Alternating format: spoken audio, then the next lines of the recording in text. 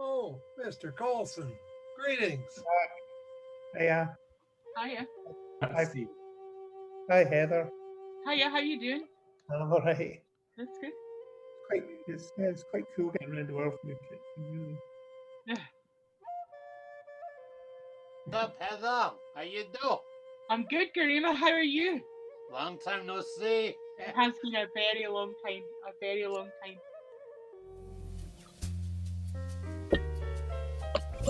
Nice to see you, Janie. Hey, Janie. Greetings. Hey, Come senators, congressmen, please hello, see Miss the Gallagher. call. Hey, Tim. Hey, Jack. Damn. What time is it for you, Leanne? Or don't ask. It is. Imagine there's no heaven. It's 2 a.m. easy if you try. Go have Good on you. Which hence the reason my camera's off. above us only. You're allowed. sky. That sounds like a good time to make a transition, Dave. So, welcome everyone to Virtual TSI, the Ideas That Matter. Yet another prototype experiment, so should be fun. We are trying to keep many of our traditions alive, and one of the most important ones to start is Garima Harvey, our own private spectacular percussionist. So Garima, will you drum us in? Yeah, it is my pleasure. Welcome to the people of TSI.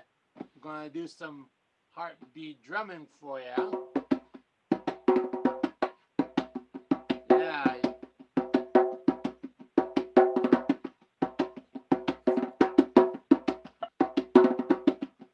Imagine having like maybe 15 or 20 people doing this rhythm.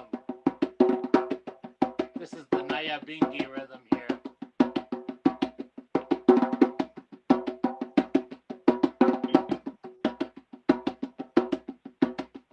Yeah. Heartbeat's so important these days.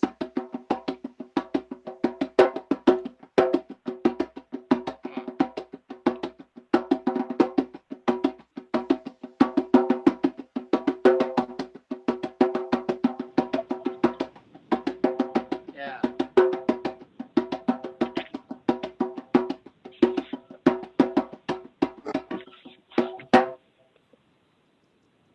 Hey, thanks, Garima. For me, that's a kind of meditation. It takes you to another place. And so the next place we want to go is we want to acknowledge different roots and the lands on which we stand. Dave? Okay. So, for those of you who don't know, the tradition of acknowledging the land and the people um, who were the first people of that land has been a longstanding tradition at TSI. Gerard Sagasage is a friend of TSI and has played a major role in the tradition over the last number of years. And recently at one of our events, he reminded us that we should, in virtual space, find a way to pay attention to what is with us all the time. And so he gave us the idea that we should have a candle and some water to be able to uh, keep in touch with the fact that water is with us. Water is a source of our life. And the candle to represent the warmth and the flame and the energy that comes from the earth as nurturing us all the time. And so, no matter where we are or whichever land that we live on, there is a lineage of first people who have lived on this land and with reverence for it and as stewards for thousands of years before the onset of occupation and colonization. And we are grateful for the land where we live. And we acknowledge the strength and the wisdom of the original people of the land where we live. We recognize the trauma caused by the violence of colonization through genocide, slavery, resettlement, broken trust, and broken treaties, and hope that we might begin healing and reconciliation, righting our relationships with each other and with the land that is our home.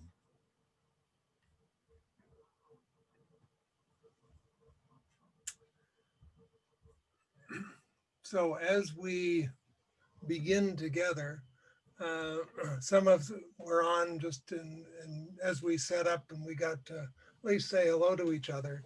And we want to do a little bit of that right now, because if we don't check in with each other, it just becomes another event. And this is not an event, this is a sharing of our souls. So what we're going to do is we're going to put you in small groups of 4 or 5, just for 7 or 8 minutes. And we want you to say hello to each other. You know, the very simple question, how you doing? How you feeling today? And these are self-guided groups. There's no appointed anyone, so take care of each other. And we want everyone's voice to be heard. So if you think about a couple of minutes or so each, and be sure everybody gets a space and a time. It's a good idea to think about using a talking piece of your choice. So look around your desk or your space and pick up whatever works for you. Mine's right here. And when you're speaking, if you pick it up, and when you're done speaking, if you pass it on to whoever you choose to pass it on to. So you'll be able to see the other people in your group and pass it along. So we have a beginning and an end to our various speaks. So a couple of minutes each, and we're going into groups. Are we ready, Linda? Folks, you'll see the opportunity to join a breakout group. Please do that. We'll have about 10 minutes. And unmute once you're in the breakout group, of course. And we'll see you back in about 10 minutes. If you're on the telephone and you're able to rename yourself, that would be great. So we know who's there. Thanks very much.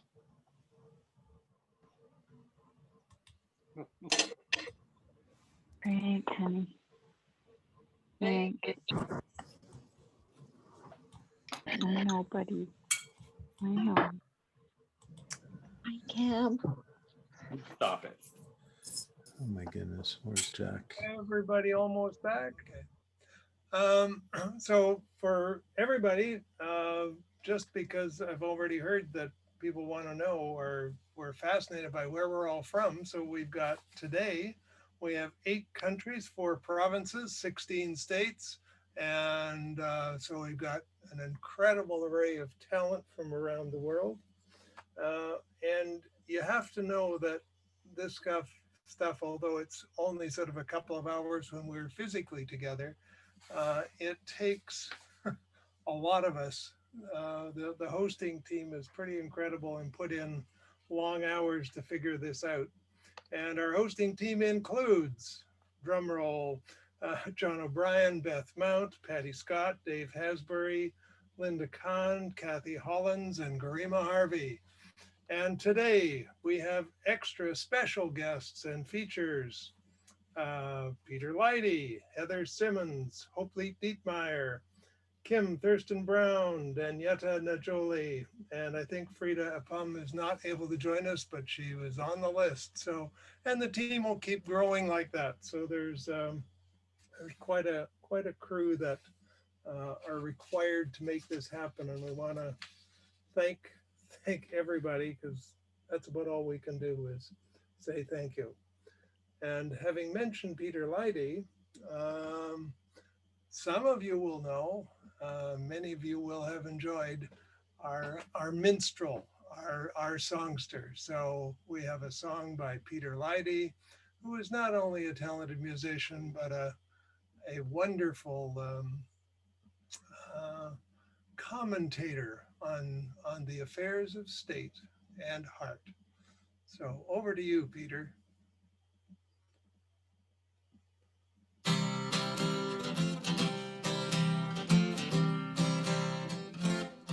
Do you like where you're living? Do you like what you do? Do you like what you're seeing when you're looking at you? Do you like who you're with while you shelter in place? Even with Zoom or FaceTime, you're still face to face. Are you washing your hands many times every day? Staying home all you can while this thing goes away. And remembering this, don't touch your face. I know we're gonna get through it while we shelter in place.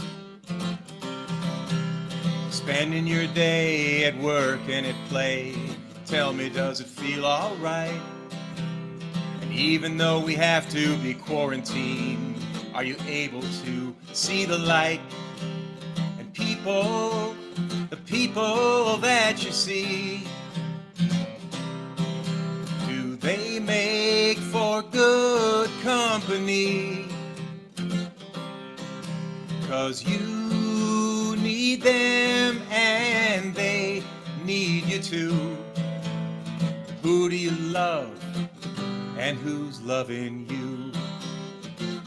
If you like where you're living, if you like what you do, if you like what you're seeing when you're looking at you, if you're keeping your distance but you can still see a face, then you've got the right feeling. You're in the right place. Yeah, you've got the right feeling. You're in the right place.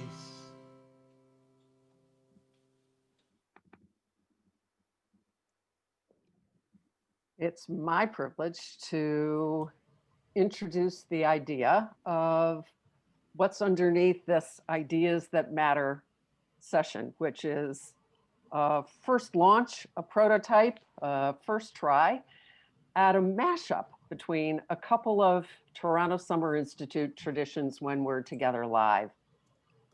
One of them is the Speakeasy, which is an opportunity to invite some of the folks who are at the Summer Institute event to come and share what they're energized about and what they're working on. And folks get 5 minutes to do that. And it's a way that people get introduced to one another. And often results in those folks being invited to do something in a learning marketplace. And a learning marketplace is based in Harrison Owens' open space, where people talk about an idea they want to spend some time exploring with people for a couple of hours, a longer session. And that's what builds the agenda of the afternoons of the Summer Institute. We have now merged this together, and this is going to be the launch in some ways of our learning marketplace.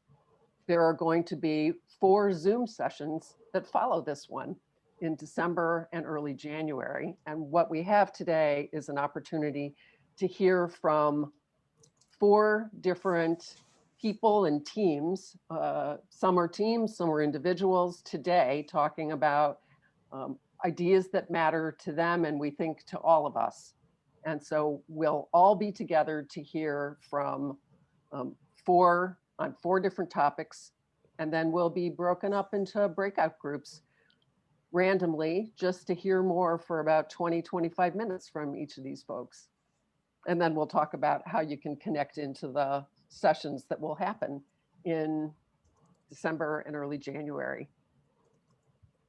It's my pleasure to introduce Danietta Najoli, who we met first at a Toronto Summer Institute when she traveled up from Starfire in Cincinnati.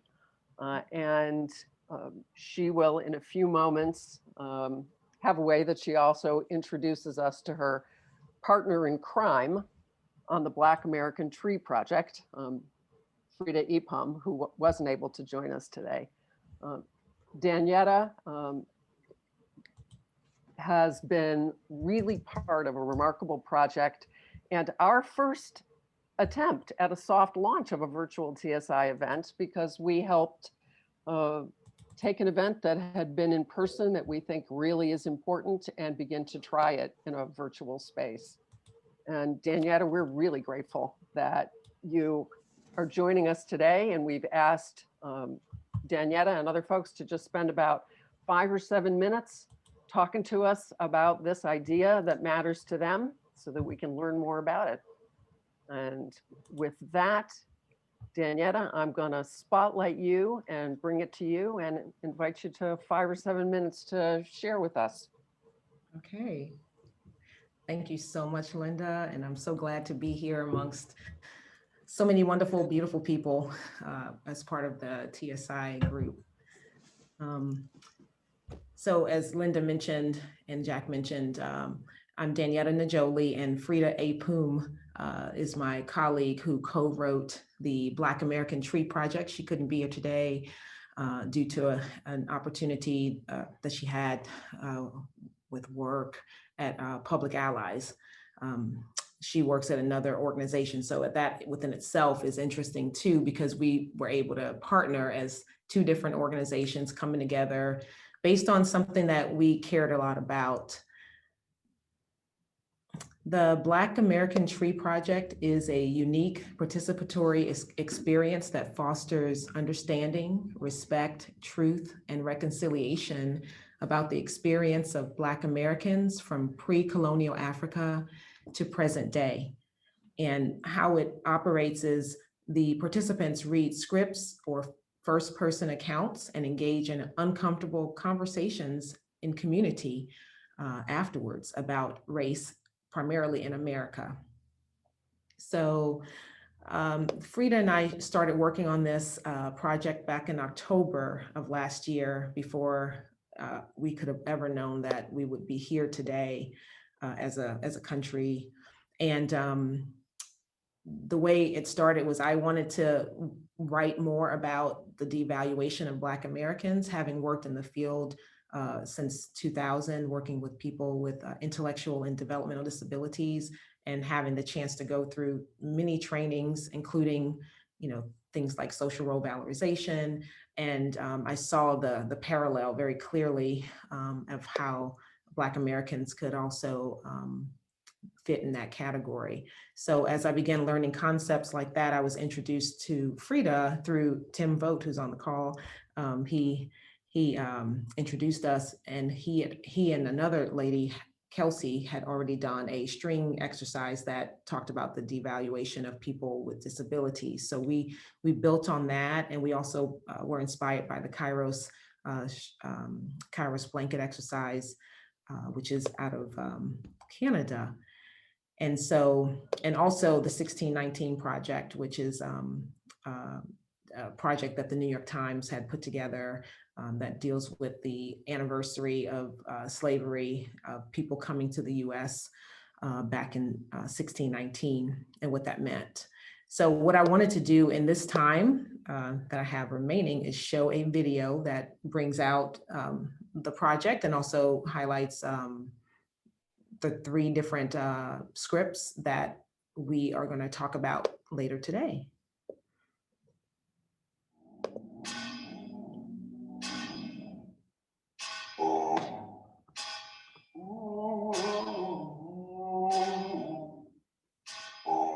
Hi, my name is Danietta Najoli.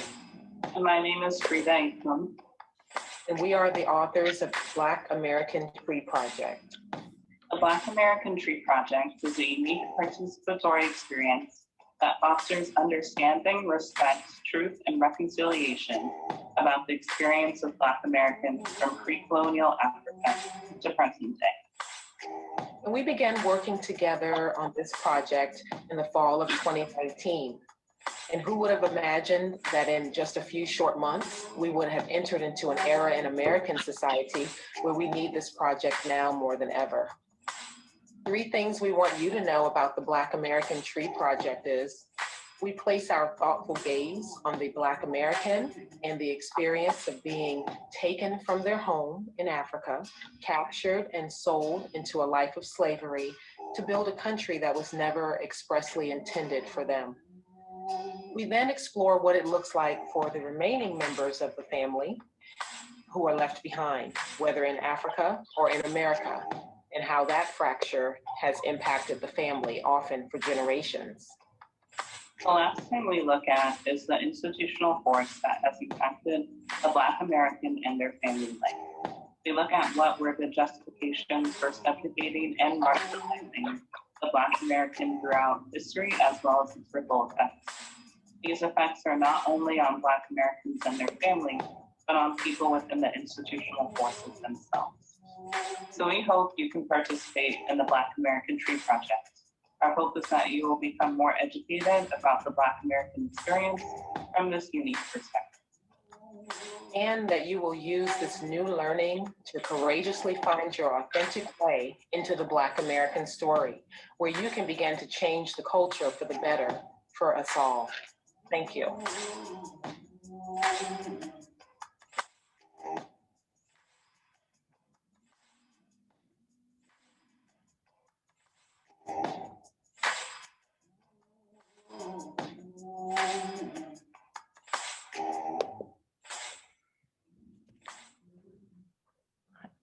Just to say again, thanks to Danietta, a number of us had a chance to participate in the Black American Tree Project, and it is truly profound and original and bold and hopeful. So bravo to you and Frida for this innovation and healing work that you're bringing.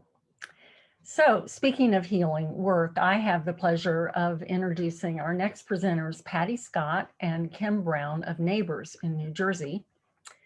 And they will help us see more clearly what practices are needed and growing within this organization that is clearly so committed to helping people expand their relationships and be part of their local neighborhoods.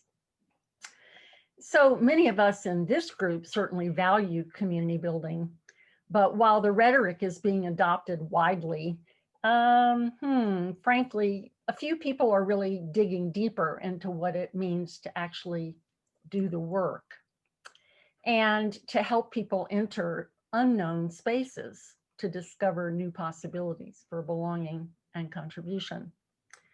So Patty Scott helps us understand the role of a CEO in an organization that is genuinely invested in finding new ways to do the work.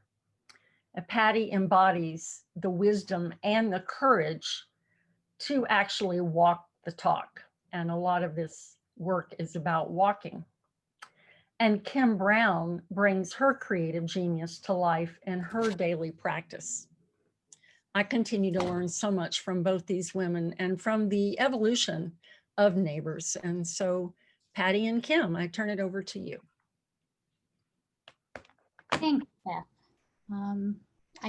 Really nice introduction. I really appreciate it.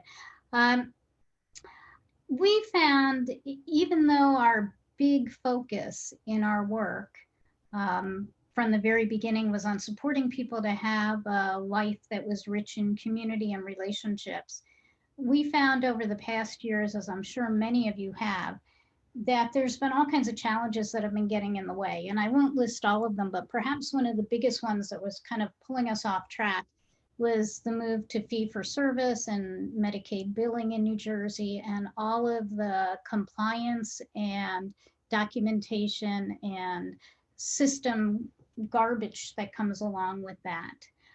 So there was a group of us, we were struggling for some of the people we work for to really support them in a meaningful way. And some people life was going well for.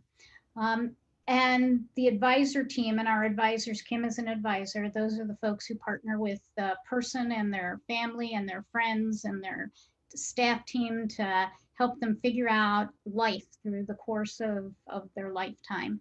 And Sandy Cooper, who leads the advisor team, and Diamond Hargis and myself, Neiman's with the Learning Tree, and he's out of Indiana, and he's just brilliant at this kind of stuff.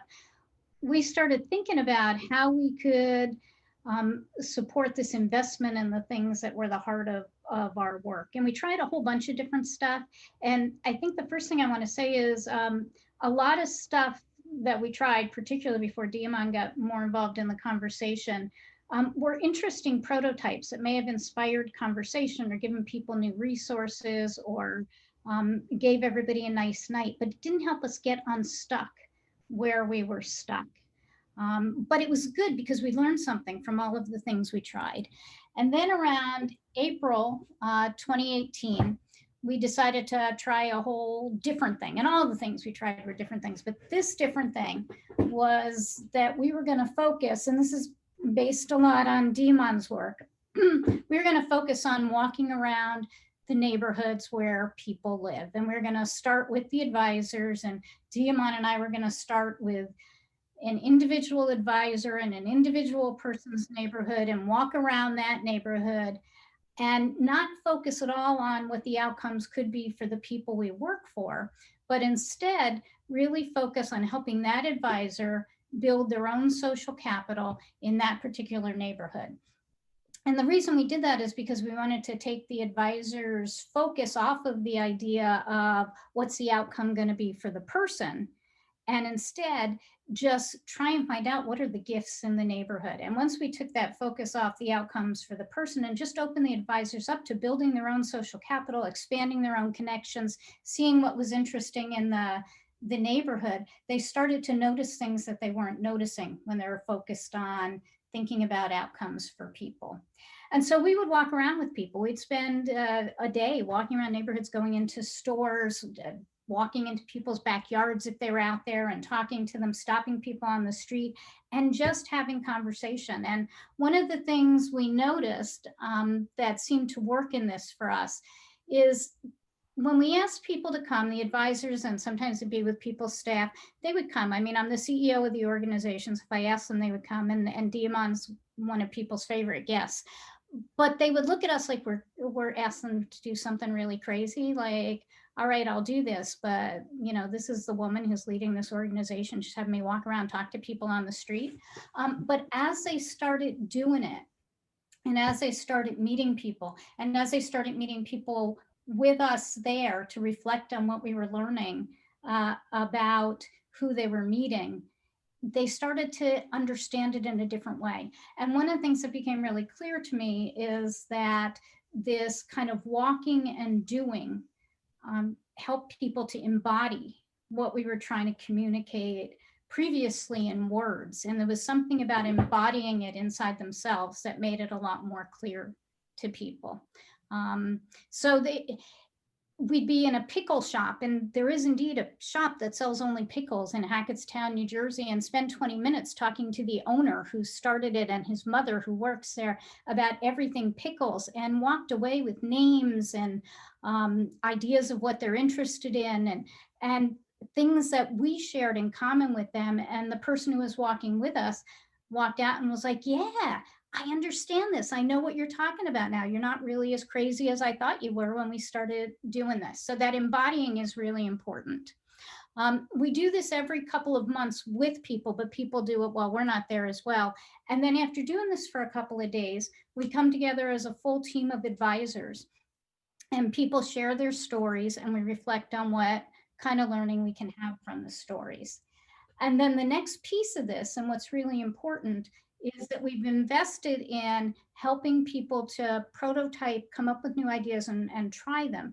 And we're really interested and invested in helping everybody to prototype. So not just the people we work for, but the people who work for them, their staff, or the advisors. If they have an interesting idea that they want to try in the community of the person they work for or in their own community, we're investing in that. And by investing, I mean creating time and space, but I also mean giving people grants. If they want to do something in their neighborhood that's going to make their neighborhood better and they want to try it out, we'll give them a grant to do that. And part of this is we want to create this culture where every single person is valued and every single person's gift is valued.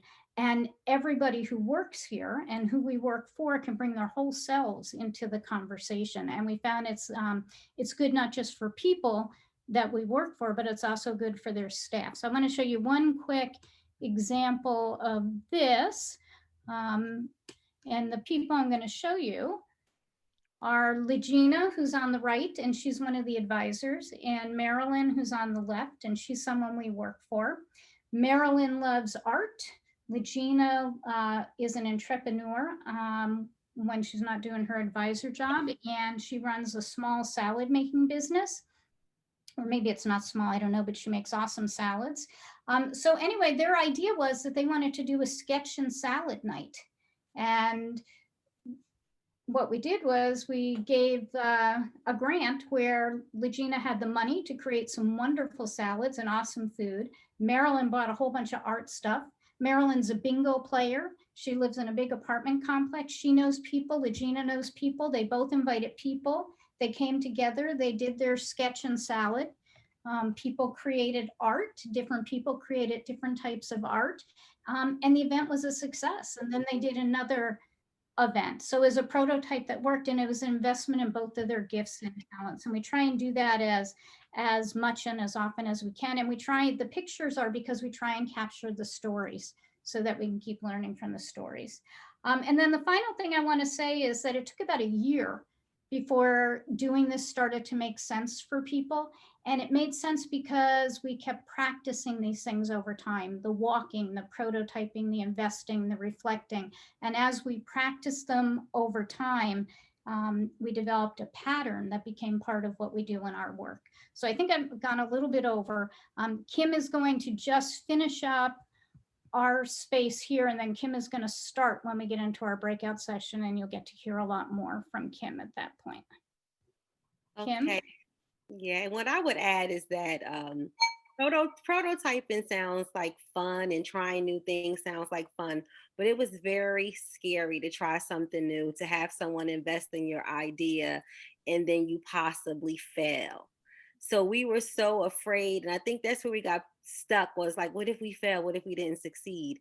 And Patty, the CEO of the company, would say, it's okay to fail. It's okay to fail. So we started to realize that there was in our culture, in the fabric of our culture, is this opportunity to learn from failing, and that it's okay to fail, even if someone invests in you. So it was just a great thing, and it helped us to build our trust, and trust in our vision, trust in our gifts, and trust in prototyping.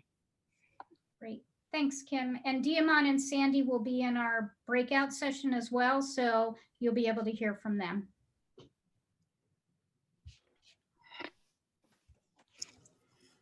Hope Lee Dittmeyer is the executive director of Mattingly Edge, an organization of innovators in Louisville, Kentucky. And learned yesterday the recipient of TASH 2020 award, the Golden Associates Employment Award. So congratulations to Hope for a well-deserved recognition of a long career of supporting people into homes of their own and into employment. Hope's gonna talk with us about keeping active support for the good things in life alive in times when things are strained and constrained. So she'll be helping us think about holding on to and continuing to connect and reconnect, to weave and reweave the threads of a good life. Hope. Thanks, John. Appreciate the introduction very much, and I'm excited to share with you today some information that we have been, let me just make sure I'm up there. Do you all see my screen? Great, perfect. Okay, so we, like many folks who are concerned about people with intellectual and developmental disabilities, kind of panicked when COVID hit, and we kind of immediately went into this, protective mode about keeping people safe and sanitation and distance and so forth and so on. And it took us a couple of months, but within a couple of months, we started realizing that we weren't helping people make much progress in their lives. And in fact, were regressing around relationships. People were losing contact with people that we had put a lot of hard work and energy into helping establish relationships. And those relationships seemed to be fading. And we were really concerned about that. And so we started thinking about what could we do during a pandemic that might address this? And we were very grateful that Beth Mount collaborated with us, and we together created a project that we called Reconnecting Threads. And so the idea of Reconnecting Threads was the idea about how might we capture the stories that first of all illustrated the transformation that had been made in people's lives, people who were supported by Mattingly Edge, both before, during, and after COVID. Like, what could we do that would capture the story and the learning? And the vision was to invite people that we support to participate in telling their stories as living examples of the strengthening of the gifts and identity, relationships, belonging, employment, adapting, and co-creating with others to make visible that which will not otherwise be seen. And so we began, and what I'm going to share with you today is basically the story about that. And so one of the guiding metaphors, and of course we credit Beth with this metaphor, but was the idea of weaving together, and that the warp, one thing that we would be looking at is capacity themes. So what are people's capacities? What capacities have been developed? What capacities do people want to develop? And then the weft was the quality of relationship. And so we wanted to look at those two things. So we reached out and we invited folks we support, would you be interested in this? And some said yes, and some said no, and some said hell no. But thankfully, some folks were very interested. And so I'm going to share primarily where Warren is in his effort around reconnecting threads. So this is a picture of Warren meeting with his facilitator, the woman on the right there, and Roddy, which is one of his direct support workers. And Warren came to our office to really explore what is it that Warren might be able to do that would help him both reconnect with people and build some collaboration. Well, we knew a few things about Warren because we've been supporting him a number of years. One is that Warren came in an era where being manly is very important to him. He's a very masculine guy, has really clear ideas about what men do and what women do. And so one of the hobbies that he had begun to play around with was woodworking. And he and his support workers had spent some time at a collaborative creative space where they had lots of good machinery and so forth and so on. And he had begun to make some things and sell them to neighbors, church members, and so forth and so on. And so we knew something manly. Warren is also from rural Kentucky. And so, you know, the whole rural culture is something that's important to him. He also is part of a faith community, Unity of Louisville. And this was a picture taken actually 2 years ago now, I think, maybe 3, where Warren's church family takes him to lunch after church to celebrate his birthday each year. And this has been going on for a while now. So these are the people from church who are kind of closest to Warren. And so when we put these 3 ideas together, this idea of, you know, something that would be manly and seen by him as that, something that would be kind of a rural culture, and something that could include his church, we began to look at the idea of barn quilts. And so Warren, the first step of his kind of effort, collaboration, was to go and do a bit of research about this. So his supporters helped him go online and learn about what the purpose of barn quilts were. They were actually hidden messages, you know, during the Underground Railroad that said, you know, you're safe here, or don't stop, or, you know, go north, or whatever messages. And so Warren went around Kentucky. We actually have a barn quilt trail in Kentucky. And so he went and visited a number of those. and decided upon this one that he really liked. And it is, of course, a representation of a cross. So the next step that he decided is that he wanted to do a collaborative art project that would involve his friends from church.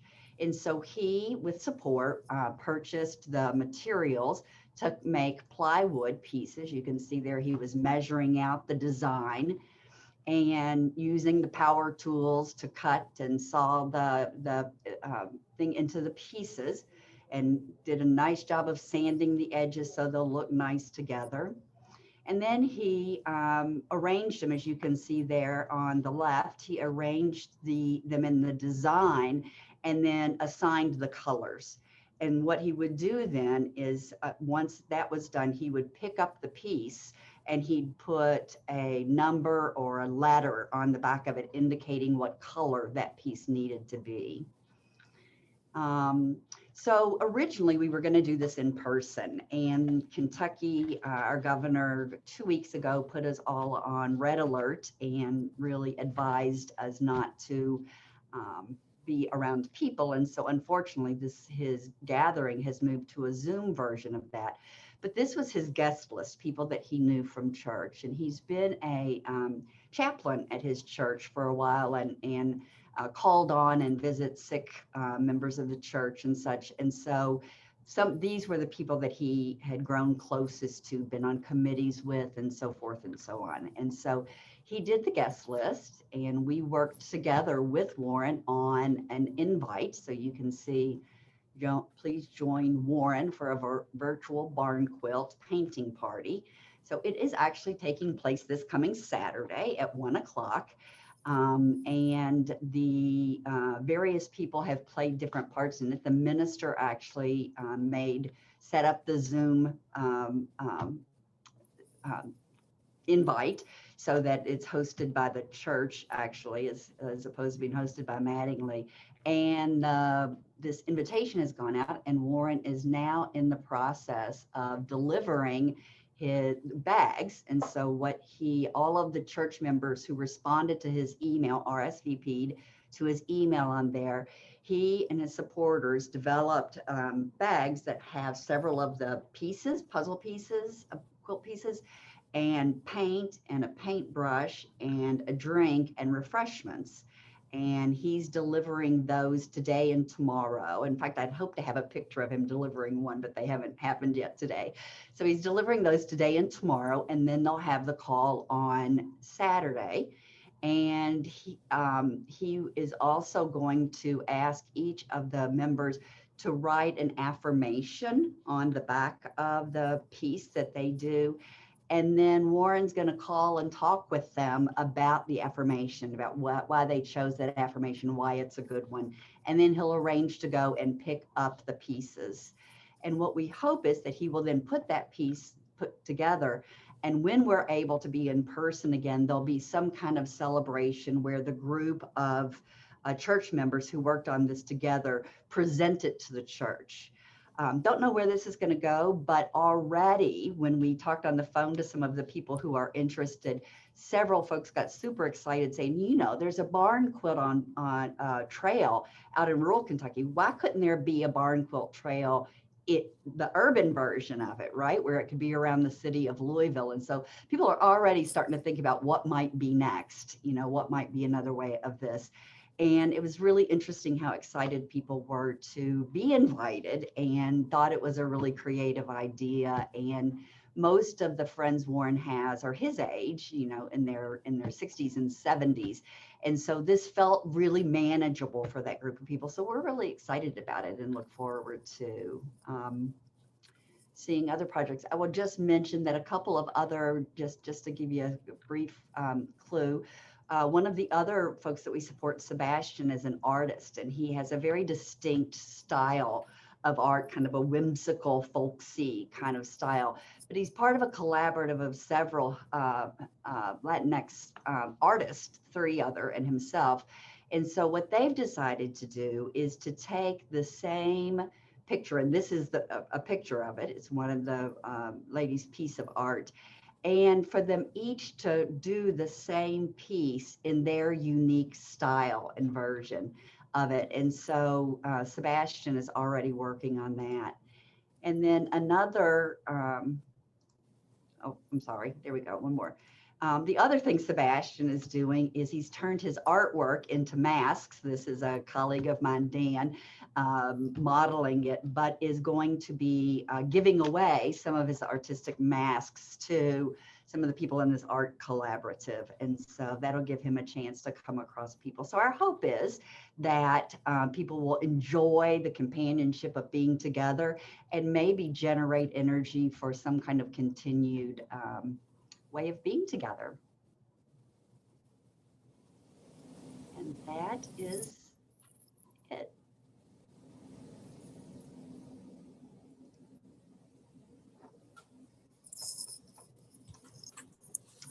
Great, thank you. And thank you to Beth Mount, of course, who provided lots of the inspiration for this project. So I'm Dave Hasbury, and I get to introduce Heather, hoping that a number of you who are new to TSI will get the sense of relationships that have formed over time through this community. And Heather's one of those people that I met at TSI more than 20 years ago. And since then, we kind of followed her around the world to Australia and United States and Canada and Scotland. And we've had the chance to kind of connect in friendship and in work in lots of different places. And I'm always moved by Heather's capacity to listen deeply, to feel intensely, and to dare to speak about what she sees and hears. And while doing all of this, being moved by a profound sense of justice and compassion. And I look forward to listening in on Heather's idea in this speakeasy. Heather.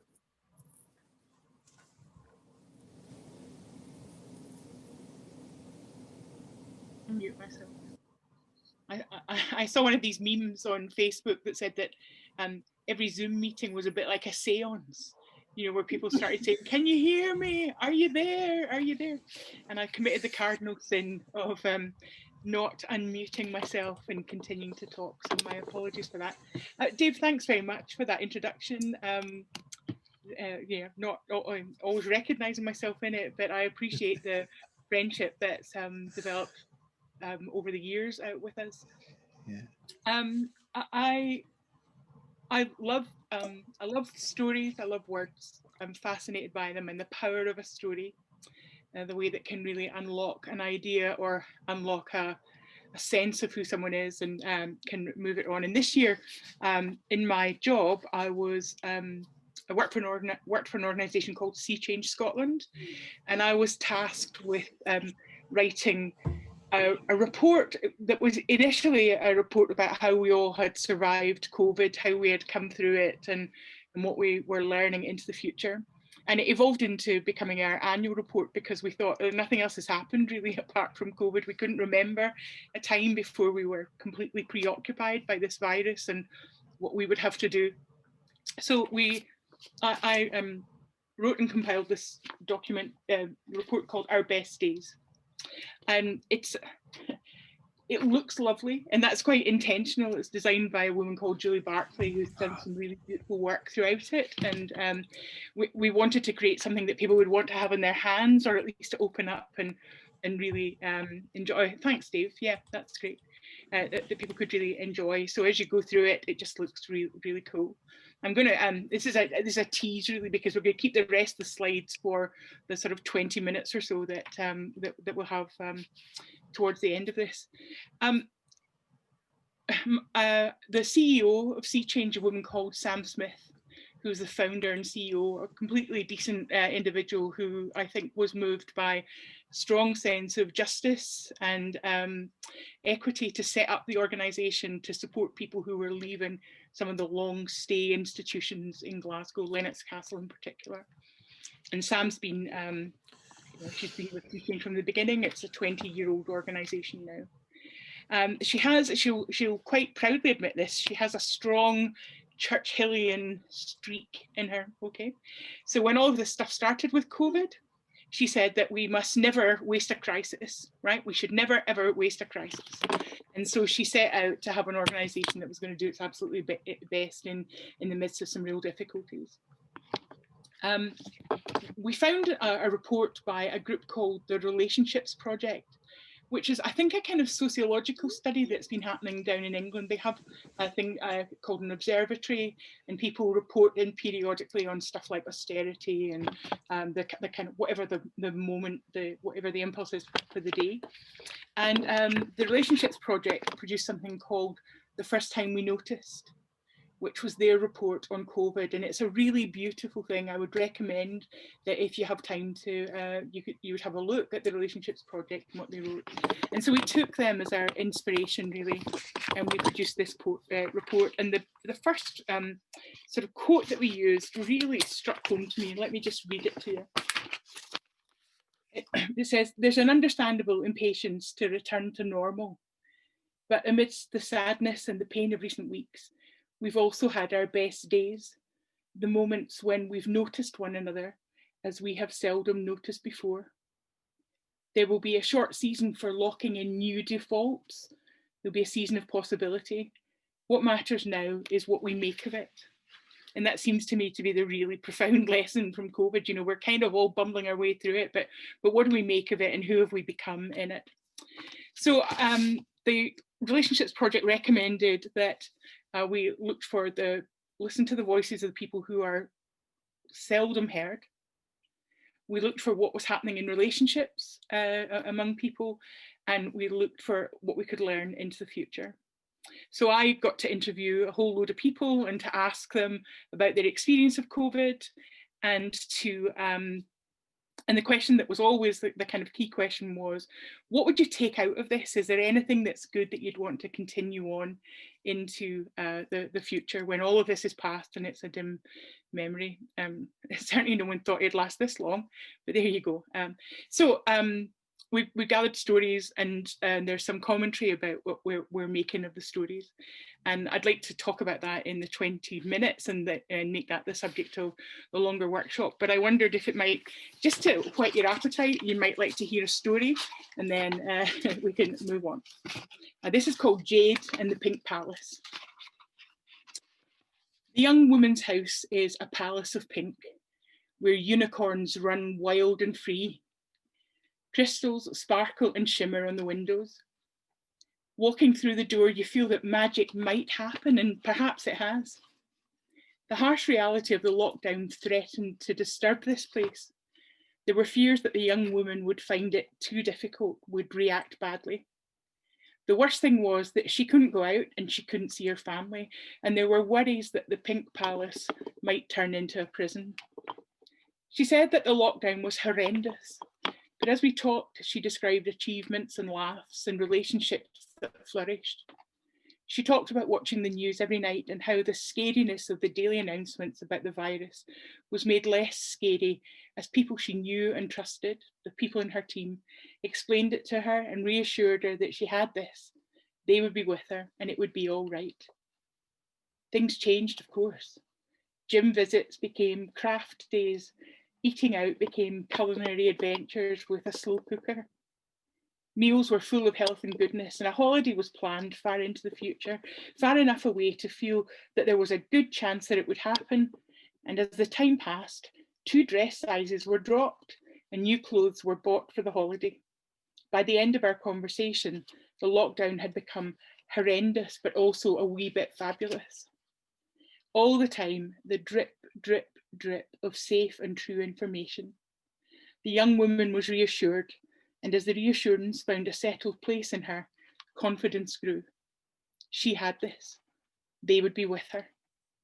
And they were, and she did. And the magic worked. But it wasn't unicorns and crystals and the magic of pink. A deeper magic was at work.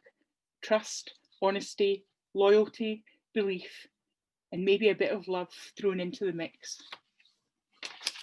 That's one of the stories that we gathered, and I'd love the opportunity to talk to you about the stories. So yeah, look forward to catching up with whoever lands in this space, thanks for listening.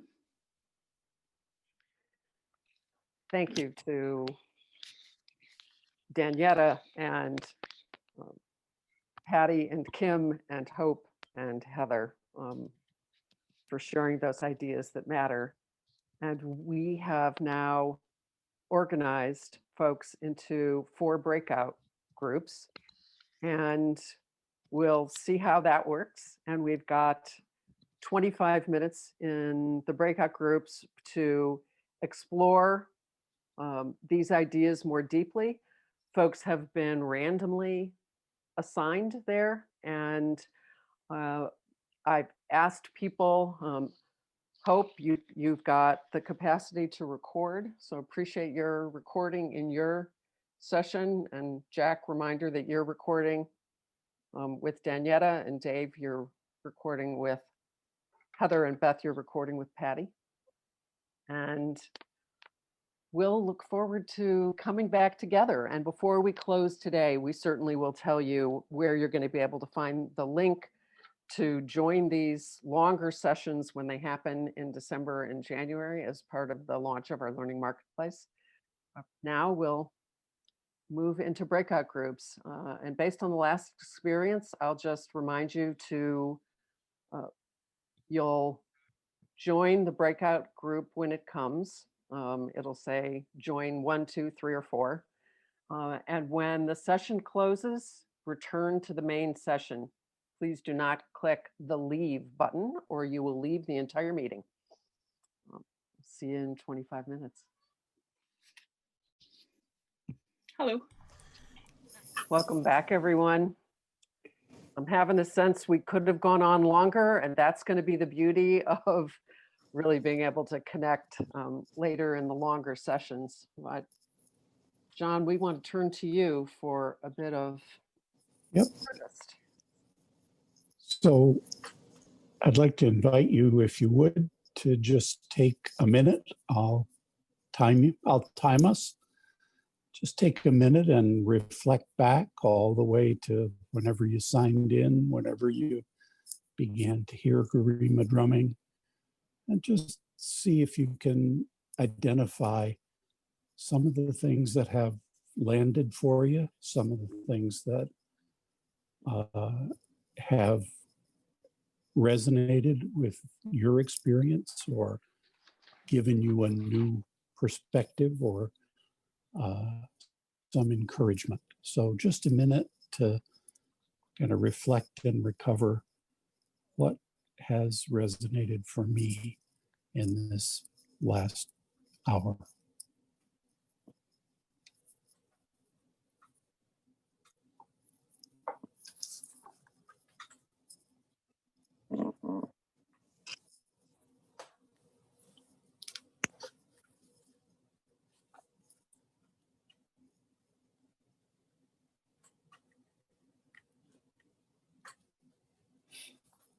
Okay, there are 2 ways to share what's stood out for you in the time that we've had so far. One is to speak out, and the other is to enter your thought in the chat. So if something has struck you that wants to be heard by everybody, please take a turn. John, I just like to say, my name is Lisa. I just like to say I appreciate the creativity that has shown up. I just came out of one group, and just the other offerings that went forth prior to us being put in different groups. It just so uniquely and different and varied. And so I so appreciate coming in contact with the various methods through the various methods of creativity. Very enlightening and encouraging all at the same time. Thank you, Lisa.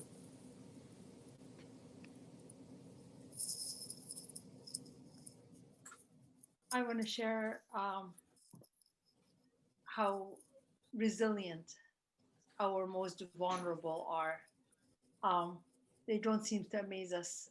We worry about them. We think that because they have disabilities and deficits that they're not going to be able to cope.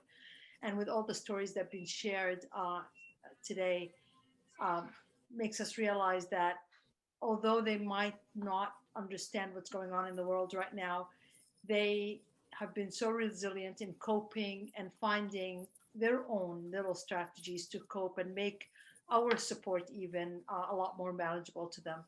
And that's something that we should reflect at and learn from to give us hope moving forward in the future.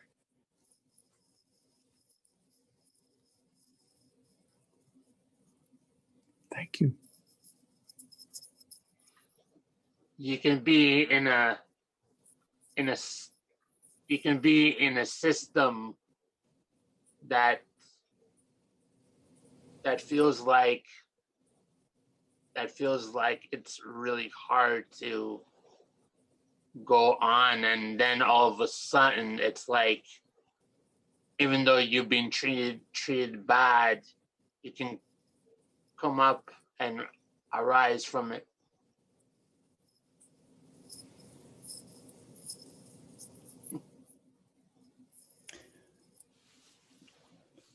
John, I've been thinking about what do people carry on board for a very long time in terms of gifts and capacities and contributions and interests and things that they value and appreciate and hope for.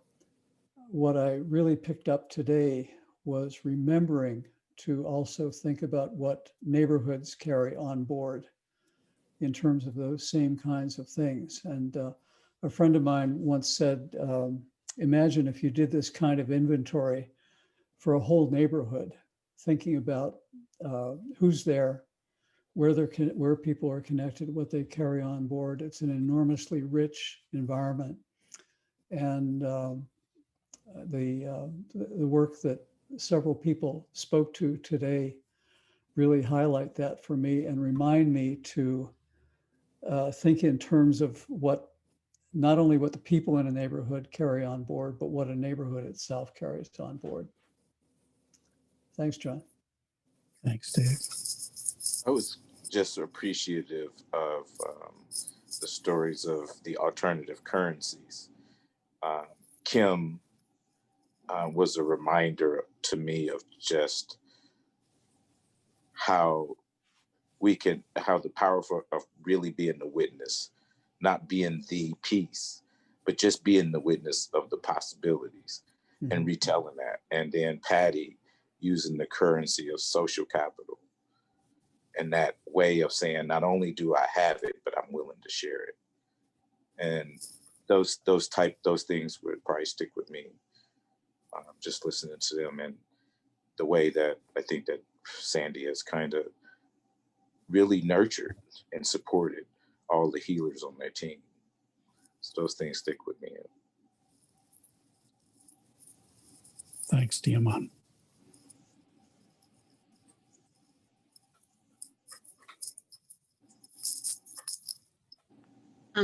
I think along those lines, what Diamond was just saying, something that you said earlier, John, we were all asking, how did we come to this experience? And you were saying, it had been 37 years from the start. And you were saying it's no accomplishment, it's a matter of showing up and growing older. And then as I was sitting and listening to Heather, she shared what an artist said around hearing is how we touch at a distance. I try to listen for what needs to become. So within your statement, I think there is the accomplishment, that there is accomplishment in that. So this is only tangentially related, but I have loved seeing the backgrounds to so many people who I know really well. and how well our backgrounds match our personalities. I just think it's just kind of fun. Thank you for that. Thank you, Ann. We've got. If I can, John, Danietta, if you look at Danietta's message, that is what resonated with me completely, totally. The first thing that comes to my mind when you said this was emergence in humanity. That's the first thing. It's like, couldn't have been something so awful, but some beautiful, amazing things that we really need to happen are happening. So spot on, Danietta. Oh my God, that was just perfect. Read hers, please.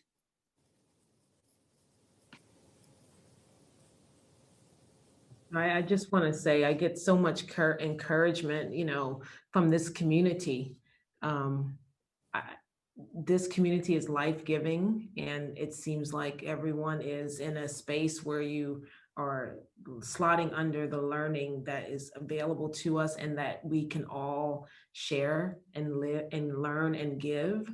And I think that's what's so powerful about this this group, and we are people, we're human beings, we're not human doings. So that's what I love about it. I have to tell myself that constantly.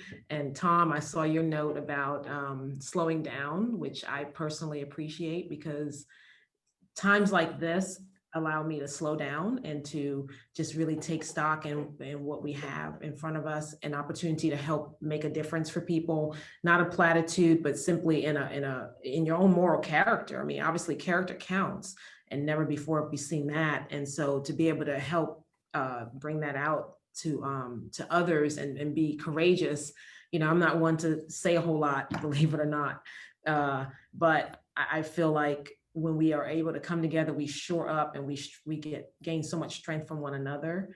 And it's intergenerational, intercultural, different abilities. I mean, it's just a cross section of who we are as people. And I just want to commission us all to go forth in a way that's uniquely designed for ourselves, because we know how we can best serve in our gifting.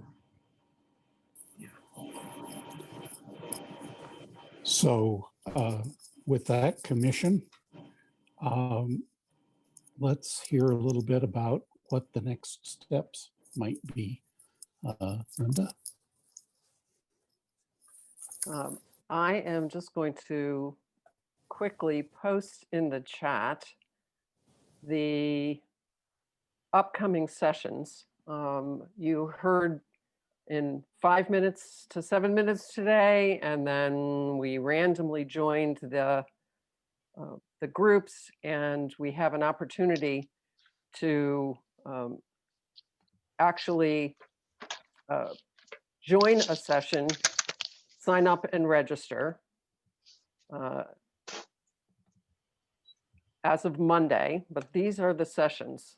They're going to be on December 2nd. Sandy Cooper and Kim Brown and Diamond Hargis and Patty Scott will be having the expanded conversation on creating practices while discovering our neighborhoods. On December 8th, for 30 people, will be the Black American Tree Project, hosted and facilitated by the co-authors, Danietta Njoli and Frida Impam. On December 15th, Listening to Learn with Heather Simmons from Scotland. And on January 7th, Hope Dittmeyer and a team from Mattingly and Mattingly Edge will be convening the session on holding true to the mission in the midst of the pandemic. And you'll be able to read those descriptions. This is live on inclusion.com now. I'll post the link in a moment, and the registrations will be open. And the only one that really is going to have a limit on it because of the script reading is going to be the Black American Tree Project, which will have spots for 30 folks. And yeah, we're very grateful to everyone for these offerings and the launch of the learning marketplace in this way. If I can take the screen for just a moment, I just want to show you. Okay, so on our website, if you pretty much right off the front page, if you click on the Virtual Summer Institute Hub, you'll see the reports of the last two and the emergent report on today and the announcements that registration will open on Monday, but here are the 4 sessions that are follow-up from today.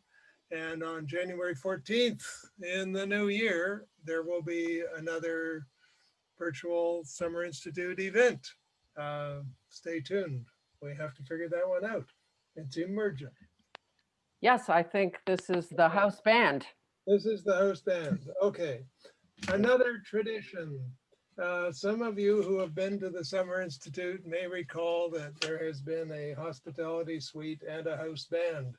And while we haven't convened the whole house band, and we're not sure it's even possible, we aren't that sophisticated, but we are going to invite the core members of the house band, and anybody who wants to grab your pencils and anything else you feel inspired to use. Peter Leidy and Garima Harvey are going to give us a song, and it's going to, they'll explain more, but they're going to do a little bit, and then I think they're going to invite us to join in, and we have absolutely no idea how this will work. but I mean, this is a prototype, and we want to try things, and we want to have a little fun. So I'm going to hand it over to Peter and Garima, and they are going to then, in due course, invite us to participate. And as that winds down, we will say goodbye to each other until the 4 new sessions begin, and we'll see you in January. So, the house band, here we are. Thanks, Jack. Thank you, Jack. I think our plan, Garima, is Garima is going to sing a chorus. I'm going to sing a verse, and then it's open to everybody. Just join in. A lot of you know this song. Yeah, here we go, y'all. Here we go.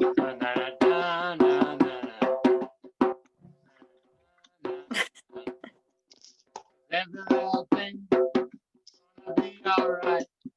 Oh, yeah. You don't worry about it. Cause every little thing gonna be all right. Go, Peter. Rise up this morning, smile with the rising sun. 3 little birds pitched by my doorstep, singing sweet songs of melodies pure and true, saying, this is my message to you. Singing, don't worry about it. That's right. Everybody, Everything gonna be all right. Singing, don't worry about Everything. Yeah. Everything.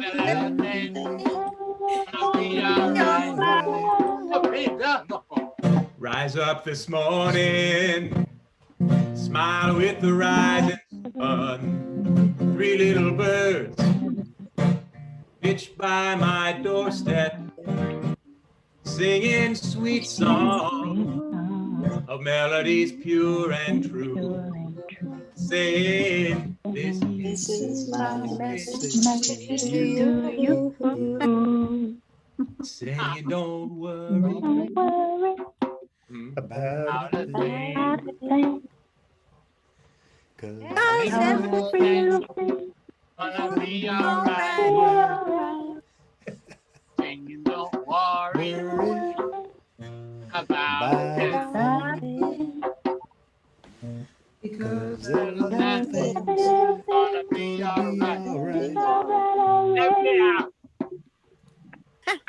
That is my message to you. Yeah. That's great, folks. It is a great message to each other. See you soon. Stay safe. Wear a mask. Be well. Okay. Yeah, shout outs to Thank you. Joanna and Bye, everybody everyone. that's there. Yes, Thank everybody. you for a great day. Thank you, Garima. Okay. Thank you, Thank you, everyone. Everybody. thank you, my brother. Linda. Thank you, Peter. Jack Bye. and Melissa. Thanks very much. Great. Good to see everybody. Okay.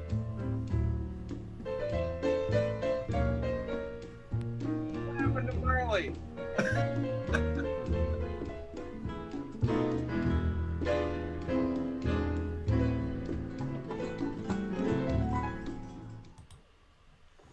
Thank you, Garima and Peter, for pulling that off.